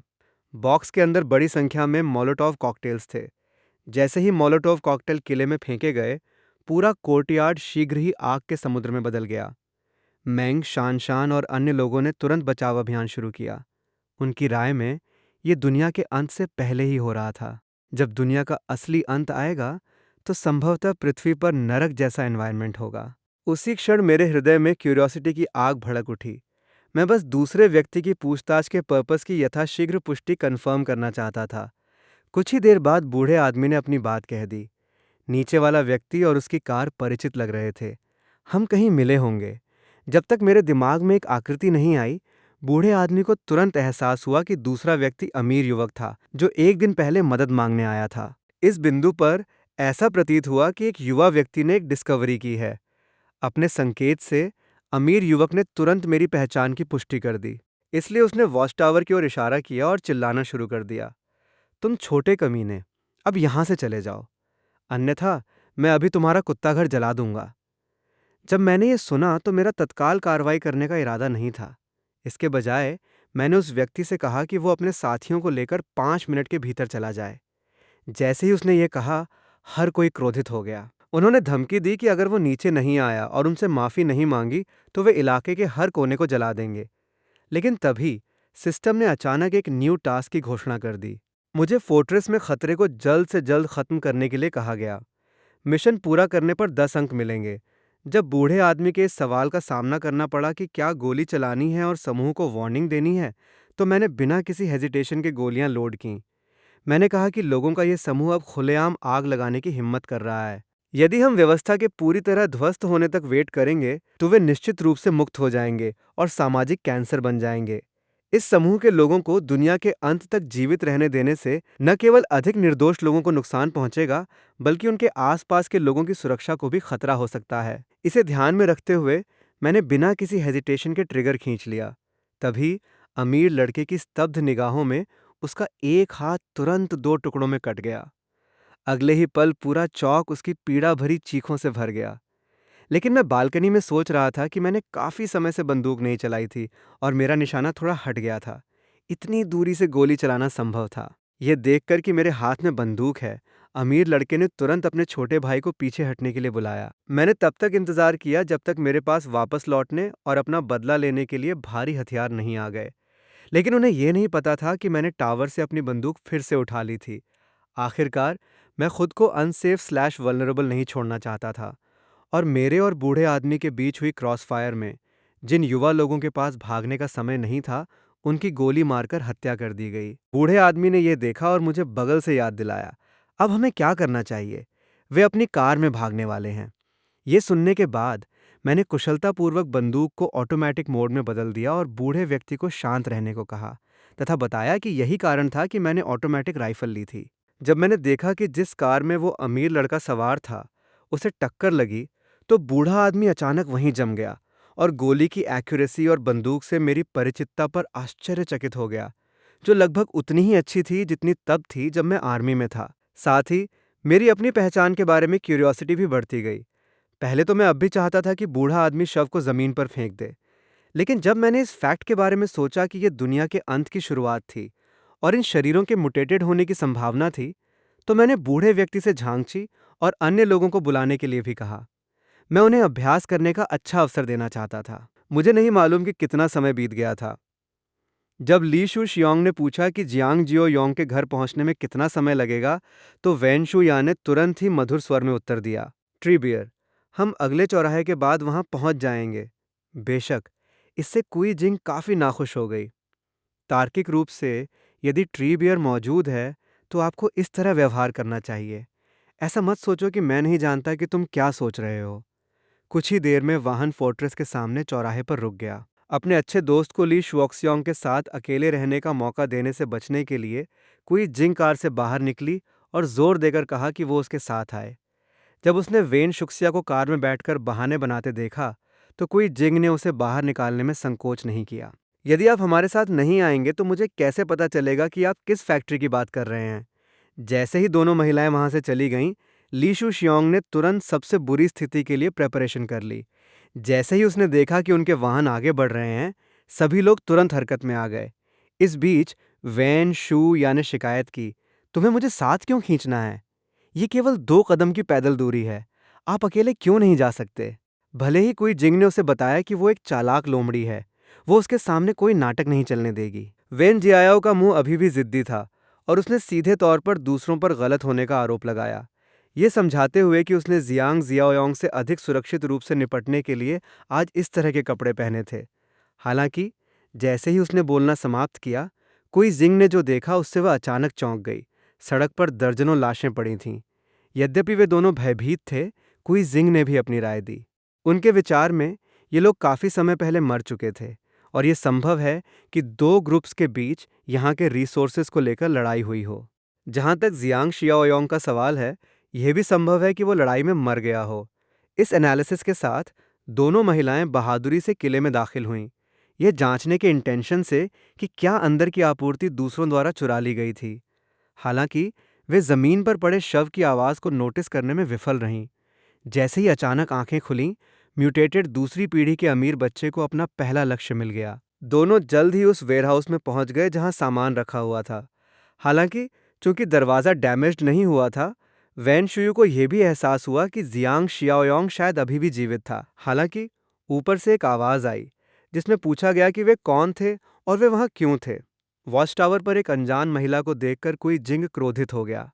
मैंने अभी कहा कि कमीना जियांग शियाओयांग हाल ही में बदल गया है और उसे एक नया प्रेमी मिल गया है। क्लर्क याली ने तुरंत इंटरफियर करते हुए कहा, शांत हो जाओ, हमें उसे गेट खोलने के लिए मजबूर करने का कोई रास्ता ढूंढना होगा, अन्यथा ली शुक्सियोम को यहाँ सप्लाईज नहीं मिल पाएगी। शांति बनाए रखने के लिए कोई जिंग के पास वॉच टावर पर चिल्लाने के अलावा कोई विकल्प नहीं था। मैं जियाओयोंग की पूर्व प्रेमिका हूँ, मैं उससे एक एहसान मांगने आया हूँ। ये सुनकर मेंग शानशान ने पलटकर मुझ पर चिल्लाया, शियाओयांग, मुख्य गेट के बाहर 2 महिलाएं हैं और उनमें से एक कहती है कि वो आपकी पूर्व प्रेमिका है। जैसे ही मैं उन दोनों से उनके इरादों के बारे में पूछ रहा था, मैंने अपने स्किल का उपयोग करने का निर्णय लिया और नीचे देखने के लिए अपनी मन की आंखें खोल दीं। मैंने देखा कि कोई जिंग के सिर के ऊपर हरे मुस्कुराते चेहरे की जगह एक लाल दुष्ट चेहरा दिखाई दे रहा था। अनजान क्लर्क याली ने चिढ़कर कहा, लिटिल योंग, बाहर बहुत अफरा तफरी मची हुई है, हम तुम्हारी सुरक्षा को लेकर चिंतित हैं, तो तुम आकर क्यों नहीं देखते? मैंने बस मुस्कुराकर उनसे कहा कि अगर मैंने कोई गलती नहीं की है तो ली शू जियोंग को पास में दरवाज़ा खोलने के लिए मेरा इंतज़ार करना चाहिए।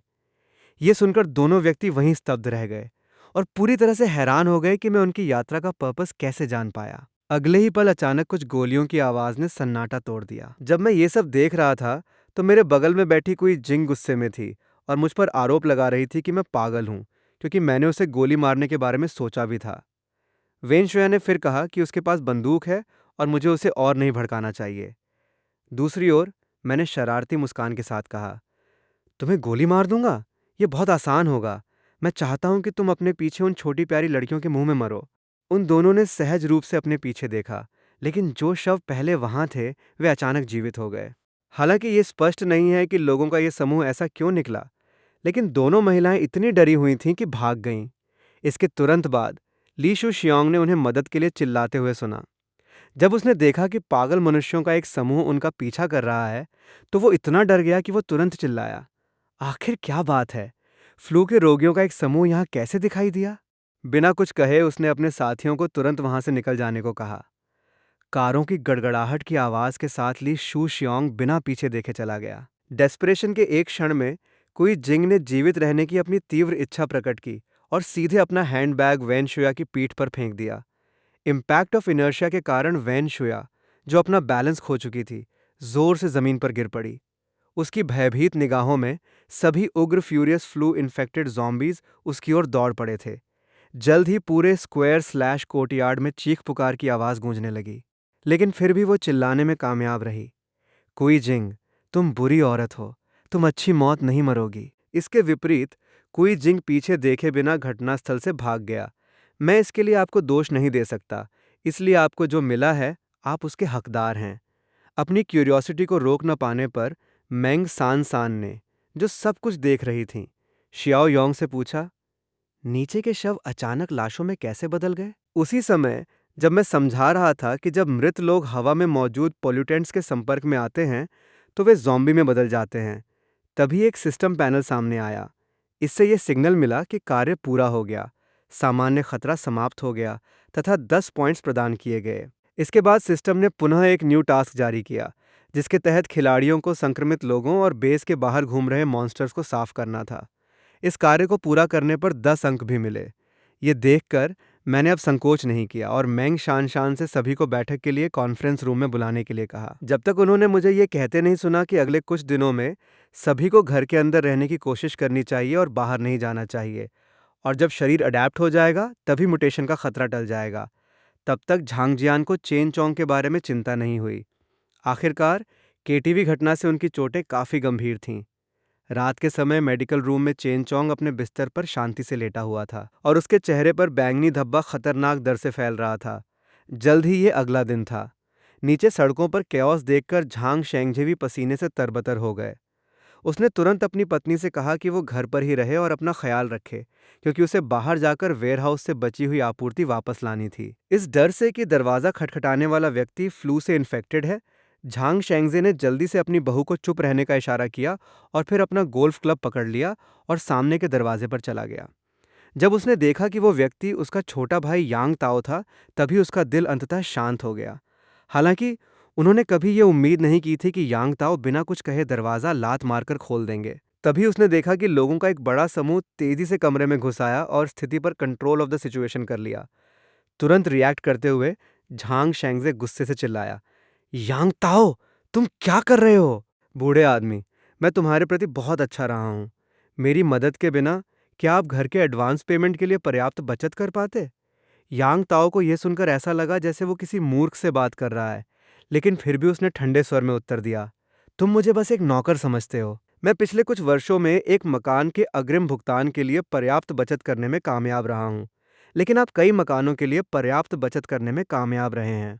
बूढ़े आदमी, मेरे पास तुम्हारे साथ यहाँ समय बर्बाद करने का समय नहीं है। अब दुनिया का अंत हो चुका है, इसलिए अपने वेयरहाउस की चाबियां और पता बाहर निकाल लो, वरना अगर मैं तुम्हारे साथ अच्छा व्यवहार नहीं करूं तो शिकायत मत करना। जैसे ही जियांग शेंग एक मरे हुए आदमी की तरह अड़ा रहा, यांग ताओ ने एक दुष्ट मुस्कान दिखाई और माँ और बच्चे की ओर चला गया।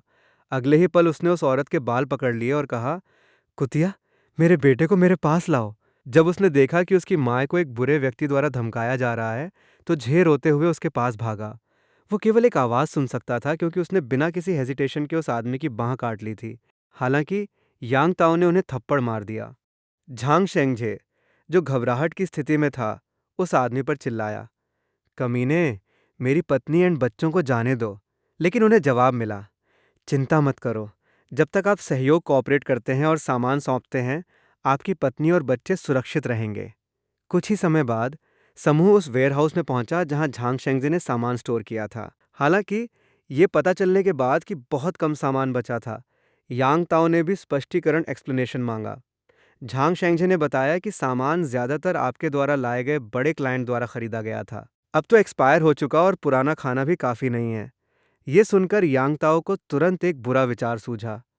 उसके मन में, यदि वो जियांग शियाओयोंग के फैक्ट्री में स्टोर्ड सप्लाईज ले सके, तो वो निश्चित रूप से इस सर्वनाशकारी दुनिया में पनपने में सक्षम होगा। झांग शेंगजे, जो उसके इरादों को समझता था, ने उसे वार्निंग दी, मैं तुम्हें सलाह देता हूं कि उस बच्चे के साथ खिलवाड़ मत करो। जब मैंने सामान पहुंचाया तो मैंने उसे हाथ में हथियार लिए देखा, लेकिन यांग ताओ को इसकी कोई परवाह नहीं थी और उन्होंने कहा कि यह उनकी समस्या नहीं है। ये सुनकर झांग शेंगजे पूरी तरह भ्रमित हो गए। हालांकि जब उसने यांग ताओ को अपनी पत्नी एंड बच्चों की सुरक्षा सुनिश्चित करने के लिए सप्लाईज चुराने के लिए कहते सुना, तो झांग शेंगजे क्रोधित हो गया, लेकिन वो रिक्वेस्ट को अस्वीकार नहीं कर सका। इस बीच किले के फोर्ट्रेस बेस पर समूह को पता चला कि चेन चोंग एक ज़ोंबी में बदल गया था। जब उन्होंने बिस्तर पर पड़ी आकृति को हताश होकर संघर्ष करते देखा, तो रूममेट्स को अपनी भावनाओं को शब्दों में व्यक्त करने में कठिनाई हुई। हालांकि ली फैंग ने अचानक कहा, हम उसे उसके रास्ते पर क्यों नहीं भेजते? ये सुनकर मैं अचंभित रह गया और मैं केवल यही महसूस कर सका कि उसके विचार दूसरों की तुलना में कई गुना अधिक निर्दयी थे। क्या वो ट्रेटर था? जैसे ही मैं इस पर विचार कर रहा था, झांगची ने उससे पूछा कि उसका इससे क्या मतलब है। यदि हम उसे शीघ्र ही समाप्त नहीं करेंगे तो वो फोर्ट्रेस में अन्य लोगों के लिए खतरा बन सकता है। मैं भी इससे सहमत हूँ, क्योंकि एक बार पागल फ्लू फैल जाने के बाद ठीक होने की लगभग कोई संभावना नहीं होती है। इसलिए ली फैंग की हैरान निगाहों में मैंने सीधे उसे एक डैगर थमा दिया। मान लीजिए, क्योंकि आपने कहा था कि आप उसका जीवन समाप्त करना चाहते हैं, तो उसे काम करने दीजिए। ये देखकर कि वो हथियार लेने के लिए अनविलिंग था, मैं भी उसके करीब गया और कहा, आप हमेशा से हथियार चाहते थे, है ना? अब उसे मुक्त करने के लिए उसे एक हथियार दो। अगली सुबह एक हाथ ने चाकू का हैंडल पकड़ लिया। छोटे भाई योंग, चूंकि वो नहीं चाहता, तो मुझे ये करने दो। मैं चेन डोंग को इस भूतिया आकृति में बदलते हुए भी नहीं देख सकता। झांगची के अपने भाई को रास्ते पर भेजने के डिटर्मिनेशन को देखते हुए मैंने उससे बार बार पूछा कि क्या उसने इस पर गहराई से सोचा है, और समझाया कि मैं जो उदासीनता इंडिफरेंस दिखा रहा था वो झूठ था, और यदि वो चाकू लेकर आगे बढ़ा तो वो किलर बन जाएगा। पीछे हटने के बजाय झांगची ने दृढ़ता से जवाब दिया कि उन्हें मुझ पर अनकंडीशनल ट्रस्ट है। ये सुनकर मैं अजीब तरह से मुस्कुराया और ये संकेत देने के लिए अपने शरीर को थोड़ा घुमाया कि वो आगे बढ़ सकता है। यद्यपि उस समय झांगची बहुत उलझन में था, फिर भी उसने अपना चाकू निकाला और चेन की ओर वार किया। लेकिन इससे पहले कि डैगर दूसरे आदमी के गले को छूता, मैंने बिना कुछ कहे उसे रोक दिया। तुरंत रिएक्ट करते हुए झांगची ने अनजाने में कारण पूछा, और मैंने शांति से कहा, तुम दोनों बाहर जाओ। चेन की स्थिति थोड़ी स्पेशल थी और मैं उसका भरपूर उपयोग कर सकता था, क्योंकि मेरी आंखों के सामने अचानक एक mutation of a rare species की खोज के बारे में एक संदेश आया। सबके चले जाने के बाद मैंने अपना ध्यान चेन की ओर लगाया, जो अभी भी अपने बिस्तर पर संघर्ष कर रहा था, और फिर मैं उसके करीब झुक गया और फुस्सूर कर कहा, चेन, मेरे पास तुम्हारे लिए एक महत्वपूर्ण काम है। इस बीच सड़क पर एक कार अचानक नियंत्रण खो बैठी और एक बिजली के खंभे से टकरा गई, और जो व्यक्ति कार से बाहर निकला वो झांग शेंगजे था, जो बेस की ओर जा रहा था। लेकिन जैसे ही वो सड़क पर बड़े छेद के बारे में शिकायत कर रहा था, रेबीज से पीड़ित एक ज़ोंबी ने अचानक पीछे से उस पर हमला कर दिया। क्योंकि हमला अचानक हुआ था, इसलिए झांग शेंगजे के हाथ पर काट लिया गया। तुरंत प्रतिक्रिया करते हुए उसने ज़ोंबी को दूर धकेल दिया और फिर जितनी तेजी से हो सका अपनी कार की ओर भागा। ऐसा कहने के बाद उसने अपनी मुट्ठी घुमाई और ज़ोंबी के सिर पर वार किया। शायद वो अभी भी गुस्से में था। उसने गिरे हुए ज़ोंबी को पूरी सबक सिखाना जारी रखा। ऐसा करने के बाद झांग शेंगजे को पता था कि उसे वहां ज्यादा देर तक नहीं रुकना चाहिए, इसलिए उसने अपनी बाहें ढक लीं और अपने डेस्टिनेशन की ओर चल पड़ा। मुझे नहीं पता कि कितना समय बीत गया, लेकिन तब तक मैं चेन डोंग और अन्य लोगों को बाहर ले जा चुका था और उन्हें ज़ॉम्बी से लड़ने का ट्रेनिंग देने का इरादा कर चुका था। उसी समय मैंग शानशान ने अचानक बोलते हुए कहा कि जियाओयांग के लिए उन चीज़ों को अपने हाथों से बांधना बहुत इनकन्वीनियंट था, और क्या मैं कृपया उन्हें उसके लिए उतार सकता हूँ? मैंने समझाया कि ज़ॉम्बी में बहुत ताकत होती है और उनके युद्ध अनुभव कॉम्बैट एक्सपीरियंस के कारण उन्हें चोट लगने की संभावना अधिक होती है, तथा अधिक युद्ध अनुभव प्राप्त करने के बाद ही वे बिना किसी प्रोटेक्टिव इक्विपमेंट के मेरी तरह लड़ सकते हैं। जल्द ही कुछ लोगों ने कोने के आसपास एक ज़ॉम्बी को देखा। इसे ध्यान में रखते हुए मैंने सभी को युद्ध के लिए तैयार रहने की याद दिलाई और इस बात पर जोर दिया कि दूरी ज़ॉम्बी की परसेप्शन लिमिट के भीतर थी। ये देखकर कि क्या हो रहा था, मैंने तुरंत अपने पीछे खड़े लोगों को चिल्लाकर याद दिलाया कि मैंने पहले क्या कहा था, कि उन्हें ज़ॉम्बीज़ से दूरी बनाए रखनी चाहिए और उनसे लड़ते रहना चाहिए। जैसे ही मैं हमले से बच रहा था, मैंने समूह को फिर से चिल्लाकर बताया कि जिस क्षण ज़ॉम्बी सतर्क नहीं हुए, उसी क्षण उनके पास हमला करने और कनपटियों या गर्दन के पिछले हिस्से पर निशाना साधने का मौका था। मोटा आदमी सबसे पहले हथियार उठाकर ज़ॉम्बी पर वार करने वाला था। मोटे आदमी को अपनी बाहें ढंकते और दर्द से चिल्लाते देखकर मैंने सभी को यह भी बताया कि ज़ॉम्बी की खोपड़ी सबसे कठिन हिस्सा है, और उसके काउंटर अटैक से न केवल बहुत कम नुकसान हुआ, बल्कि झटके शॉक से उसकी अपनी बाहें भी सुन्न हो गईं।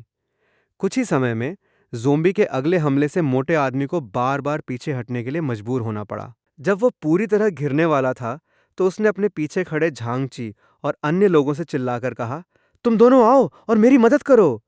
एक तेज गति के साथ झांगची अचानक ज़ोंबी के सामने चला गया और अगले ही सेकंड उसका बेसबॉल बैट ज़ोंबी की गर्दन पर जा लगा। कई लोगों को गिरे हुए ज़ोंबी पर हमला करते देखकर मैं उनके काम के लिए उनकी प्रेज़ किए बिना नहीं रह सका। लेकिन जैसे ही झांगची मेरी ओर देख रहा था और पूछ रहा था कि क्या वे रुक सकते हैं, उसने देखा कि मेरे पीछे से एक ज़ोंबी मेरी ओर आ रहा था, और फिर ज़ोंबी के सिर पर एक हाथ रखा गया। मैं आपको एक बार फिर याद रखना चाहता हूँ कि लड़ते समय आपको आसपास के एनवायरनमेंट का ऑब्जर्व करना नहीं भूलना चाहिए। यदि आप होते तो ज़ोंबी आप पर सफलतापूर्वक हमला कर देता। इस समय कमरे में मौजूद सभी लोग स्तब्ध थे और उनके दिलों में केवल भय की भावना ही बची थी। इस बीच झांग झेंगझे भी किले की पेरीमीटर तक पहुंच गया। पहले तो उसने सोचा कि किले पर पहले से ही फ्लू से संक्रमित लोगों का कब्जा है, लेकिन जल्द ही उसने दूर से एक जानी पहचानी आवाज सुनी। यदि आप और अन्य लोग एक साथ मिलकर काम करें तो आप ज़ोंबी हमले को आसानी से संभाल सकते हैं। जिज्ञासावश वो यह देखने के लिए वाहन के पीछे भी घुस गया कि क्या हो रहा है। जब उसने देखा कि बोलने वाला व्यक्ति मैं ही हूं, तो वो किनारे से टकराती लहर की तरह था और उसने कहा कि मैं उसे मार डालूंगा। मैंने तुरंत उसके सिर पर बंदूक तान दी और कहा, मुझे इसकी परवाह नहीं है कि आप यहाँ क्या करना चाहते हैं। चूंकि तुम्हें काट लिया गया है, इसलिए तुम्हें यहाँ से चले जाना चाहिए, अन्यथा मैं इसके बारे में कुछ करने में संकोच नहीं करूंगा। झांग झेंगझे को पता था कि वो जल्द ही ज़ोंबी बन जाएगा, इसलिए उसने हिम्मत जुटाई और मुझसे कहा, मुझे पता है कि मैं मदद से परे हूँ। यांग ताओ की पत्नी एंड बच्चों को उसने मुझे धमकाने एंड मुझे वो करने के लिए मजबूर करने के लिए हॉस्टेज बना लिया था जो वो चाहता था। इसलिए मैं चाहता हूँ कि आप मेरी पत्नी एंड बच्चों की देखभाल करने में मेरी मदद करें। ये सुनकर मैंने उसके काटे हुए हाथ की ओर देखा और तुरंत कहा, मैं ये तुम्हारे लिए करूँगा। मैं आपकी पत्नी एंड बच्चों की देखभाल करूँगा। आखिरकार आपने किले के लिए सामान जुटाने में मेरी मदद की थी। मैं ये तुम्हारे लिए करूँगा। जब मैं इस बारे में सोच रहा था कि उनके अनुरोध पर सहमत होना है या नहीं, तो सिस्टम ने अचानक एक टाइम लिमिट के साथ एक नए कार्य की घोषणा कर दी। कार्य पूरा करने पर आपको 25 अंक मिलेंगे। मैं ये स्वीकार करने से खुद को नहीं रोक सका कि झांग झेंगझे अधिकांश लोगों से अधिक बहादुर था, लेकिन मैंने कुछ नहीं किया। इसके बजाय मैंने मेंग जियानक्सियन से उसके लिए एक साइकिल लाने को कहा। पहले तो झांग झेंगझे मेरे अनुरोध से हैरान रह गया, लेकिन जब उसने सुना कि मेरे पास ज़्यादा समय नहीं बचा है और मैं चाहता हूँ कि वो कम लोगों के साथ एक जगह पर रहे, तो ऐसा लगा कि उसने अपना मन बना लिया है। मैं ये करूँगा, उन्होंने कहा। धन्यवाद यांग ताओ, मैं ये तुम्हारे लिए करूँगा। और फिर झांग झेंगझे साइकिल पर सवार होकर किले के बाहरी इलाके में पहुंचे और हमने परिधि के आसपास के ज़ॉम्बी को सफलतापूर्वक हटा दिया। अतीत में उनके प्रदर्शन को देखते हुए एक ज़ोंबी पर हमला करने के लिए मेली वेपन्स का उपयोग करना कोई समस्या नहीं होगी, लेकिन ये ज़ोंबी के एक छोटे समूह या ज़ोंबी से भरे बाजार से निपटने के लिए पर्याप्त नहीं था। इसलिए मैंने उनसे मेरे पीछे आने को कहा। जल्द ही हम सभी एक वेयरहाउस के दरवाजे पर पहुंचे एंड मैंने बूढ़े आदमी को बुलाया एंड उसे चाबी सौंपते हुए कहा, मुझे आज रात कुछ काम से शहर जाना है। गोदाम की चाबी एंड किले की सिक्योरिटी फिलहाल आपके हाथ में है। जब बूढ़े आदमी ने सुना कि शहर में अराजकता है, तो उसने मुझसे और लोगों को अपने साथ लाने के लिए कहा। झांग ची एंड पंगजी तुरंत खड़े हुए एंड कहा, छोटे भाई, हम तुम्हारे साथ चलेंगे। मैंने उनके अनुरोध को यह कहते हुए रिजेक्ट कर दिया कि वे अभी अनफॉर्सीन सर्कमस्टेंसेस से निपटने के लिए तैयार नहीं हैं एंड मेरे साथ जाने से अनावश्यक परेशानी हो सकती है। लेकिन जब मैं झांग झेंगझे की पत्नी एंड बच्चों को बचाने के लिए घटनास्थल पर पहुंचा, तो मैंने पाया कि सिस्टम स्टोर ने अभी तक नए बॉक्स अपडेट नहीं किए थे। मुझे बक्सों को ताज़ा रिफ्रेश करने के लिए अपने अंक खर्च करने पड़े एंड जल्द ही नए बक्से सामने आए। एक ब्लैक टेक्नोलॉजी सप्लाई बॉक्स, एक मेडिकल सप्लाई बॉक्स एंड एक आर्म्ड डिटरेंट सप्लाई बॉक्स। यद्यपि मुझे निराशा हुई कि मुझे बक्सों को ताज़ा करने के लिए अपने अंक खर्च करने पड़े, लेकिन मुझे जो बक्से मिले वे वास्तव में प्रभावशाली थे। अगला काम जो मैंने किया वो था अपने शरीर में काली प्रौद्योगिकी वृद्धि दवा, ब्लैक टेक्नोलॉजी एनहांसमेंट मेडिसिन डालना। बेशक इससे मेरा शरीर भी पहले से बेहतर हो गया, एक सामान्य व्यक्ति की तुलना में लगभग दोगुना मजबूत। इस बीच झांग झेंगझे की पत्नी ली मेई ने शियाओ झे को न डरने की कंफर्ट देते हुए कहा कि उनके पिता निश्चित रूप से सब कुछ संभाल लेंगे। लेकिन अचानक यांग ताओ एंड एक अन्य बड़ा आदमी अंदर घुस आए। ली मेई घबरा गई एंड चिल्लाई, तुम क्या कर रहे हो? तुम्हारे पिता निश्चित रूप से सब कुछ संभाल लेंगे। जब उन्होंने उसके कपड़े खींचना जारी रखा, तो पिगटिल वाला एक आदमी तुरंत चिल्लाया, तुम दोनों नशे में हो। यदि झांगची को पता है कि आप क्या कर रहे हैं, तो वो आपके लिए चीज़ों को बदतर बना देगा। ये सुनकर दोनों व्यक्तियों ने अपना काम रोक दिया, लेकिन यांग ताओ ने फिर भी ली मेई की ओर गंदा चेहरा बनाया। आप जैसे ही उसने ये बात कही, छोटा लड़का तुरंत डर गया एंड रोने लगा। अधिकारी ली, जो उनके बगल में खड़े थे, भी स्पीचलेस थे। मैंने मिस्टर सॉन्ग से कहा, क्या आप बातचीत निगोशिएट करने में भी सक्षम हैं? क्या ये सिर्फ परेशानी पैदा नहीं कर रहा है? जैसे ही उसने बोलना समाप्त किया, सुपरमार्केट के बाहर एक ज़ोंबी की भयानक चीख सुनाई दी। कुछ ही देर में केवल आधे सिर वाला एक ज़ोंबी खिड़की पर पड़ा था। इस अचानक एंड अनएक्सपेक्टेड सीन ने समूह को भी भयभीत कर दिया एंड वे पूरी तरह से समझ नहीं पाए कि बाहर क्या हुआ था। जब आसपास का माहौल शांत हो गया, तो ओल्ड ली ने पिता एंड पुत्र से जांच के लिए भारी वस्तु को हटाने को कहा। जब उन्होंने देखा कि बाहर सभी ज़ॉम्बी मोशनलेस पड़े हैं, तो तीनों और भी अधिक अलर्ट हो गए एंड उनके सामने का दृश्य इतना अजीब लग रहा था कि वो वास्तविक नहीं लग रहा था। इस बिंदु पर जियो सॉन्ग ने, जो भयभीत था, कहा, मुझे पता है कि ये क्या है।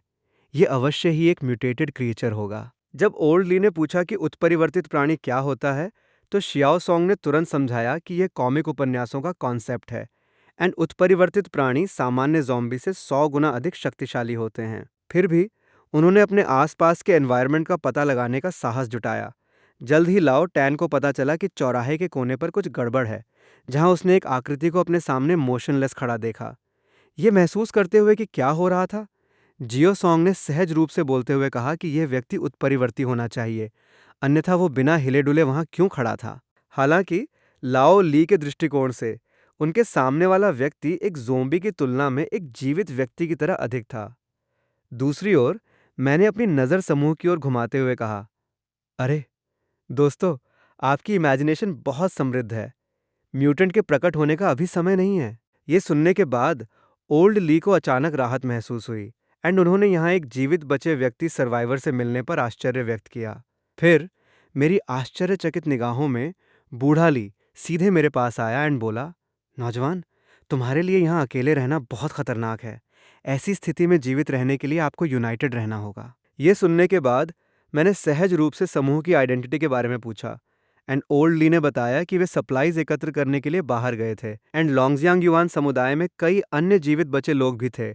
इसके विपरीत ओल्ड सॉन्ग ने मेरे कंधे पर थपथपाया एंड मुझे अपने साथ जाने के लिए इनवाइट किया तथा इस बात पर जोर दिया कि उन्हें ज़ोंबी फ्लू से निपटने का काफ़ी एक्सपीरियंस है एंड वे मेरी रक्षा कर सकते हैं। मैं शब्दों को सुनकर व्यंग्यपूर्वक मुस्कुराया एंड मन ही मन सोचने लगा कि ये लोग भाग्यशाली हैं कि जीवित हैं। जैसे जैसे समूह आगे बढ़ता गया, ओल्ड सॉन्ग ने देखा कि मैं यहाँ किसी से मिलने आया हूँ। उनके अनुभव के अनुसार इस बात की बहुत अधिक संभावना थी कि व्यक्ति की पहले ही मृत्यु हो चुकी थी। ये देखकर कि वो इस निष्कर्ष पर क्यों पहुंचे, मेरी जिज्ञासा को देखते हुए उनके बगल में बैठे बूढ़े ली ने कारण समझाया। पता चला कि एक ऑर्गेनाइजेशन था जिसने शहर के पूर्व में एक विला डिस्ट्रिक्ट में निवास कर लिया था एंड जीवित रहने के लिए उन्हें अपने आसपास के बचे लोगों को नुकसान पहुंचाने में कोई हिचक नहीं थी एंड कई लोग पहले ही उनके हाथों मर चुके थे। उन्होंने मुझे यह भी वार्न किया कि यदि मैं अन्य जीवित बचे लोगों से मिलूं तो सावधान रहूं। हालांकि जैसे ही उसने बोलना समाप्त किया, जियो सॉन्ग अचानक चिल्लाकर उसे सावधान रहने की चेतावनी देने लगा। अचानक एक ज़ोंबी उसकी ओर दौड़ता हुआ आया।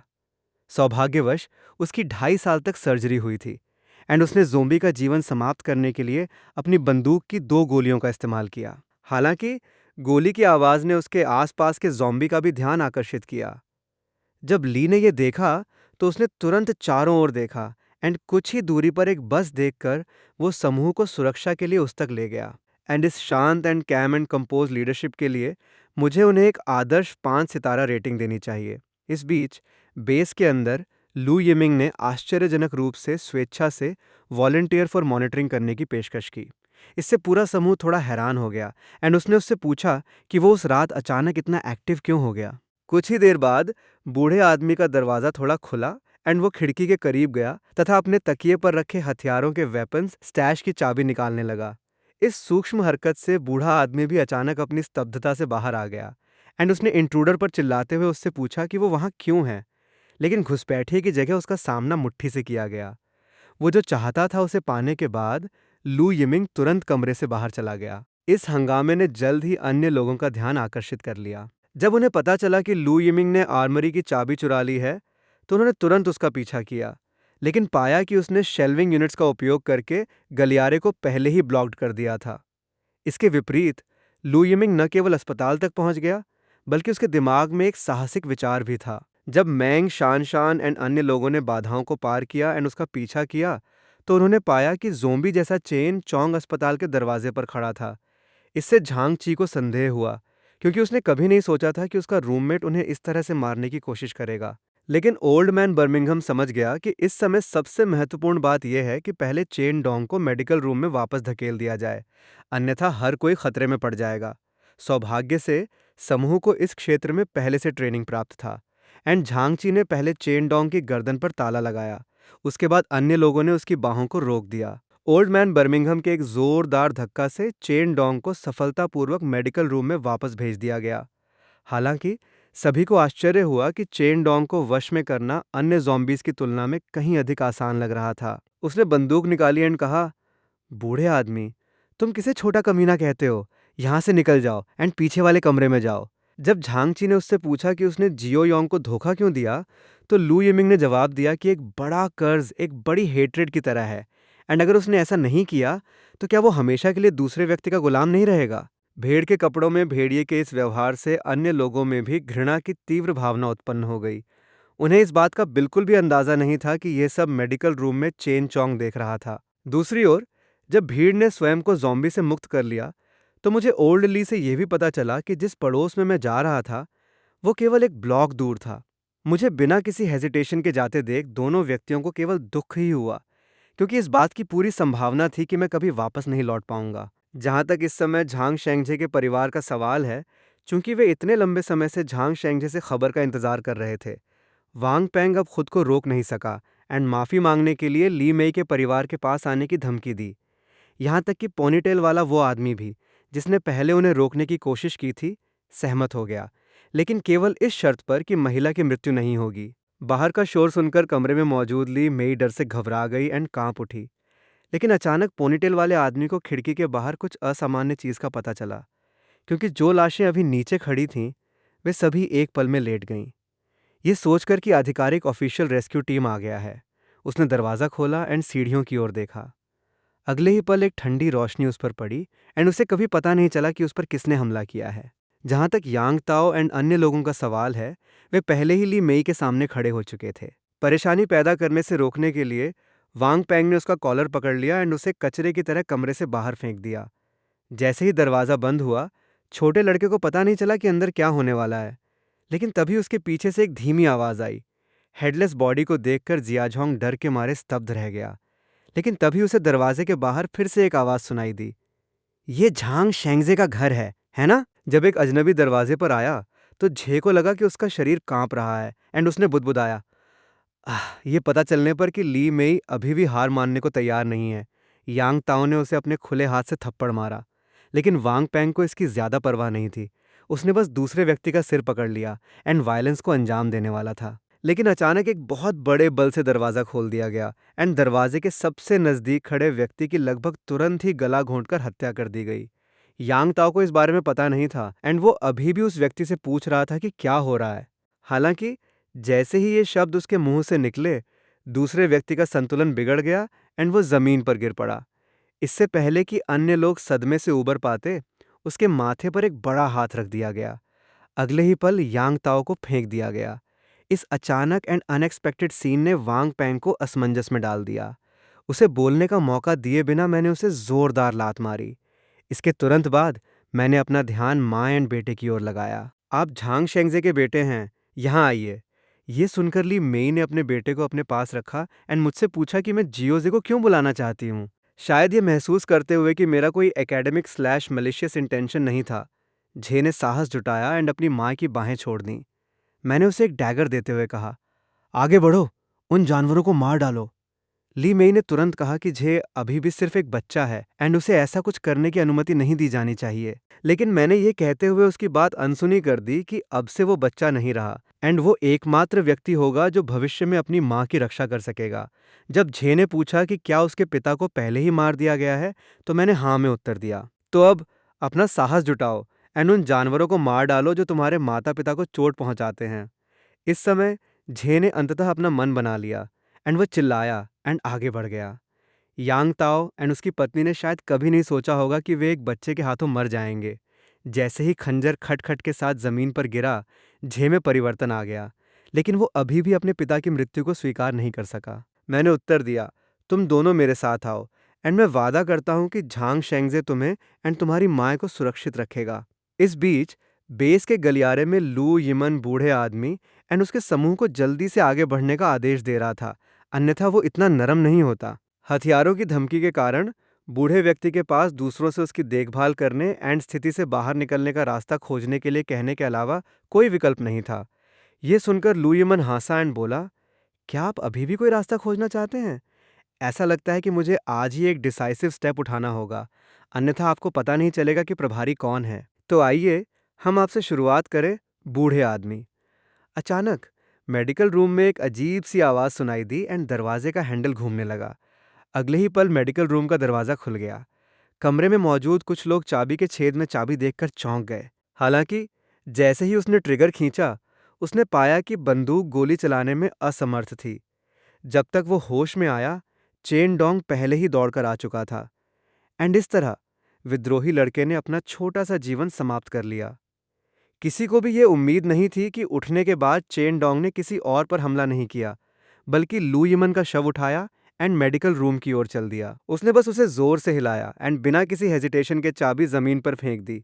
दरवाजा बंद होते देख समूह अचानक अपनी जगह पर जम गया। क्या हो रहा था? चेन डोंग हमें याद करता हुआ प्रतीत हुआ।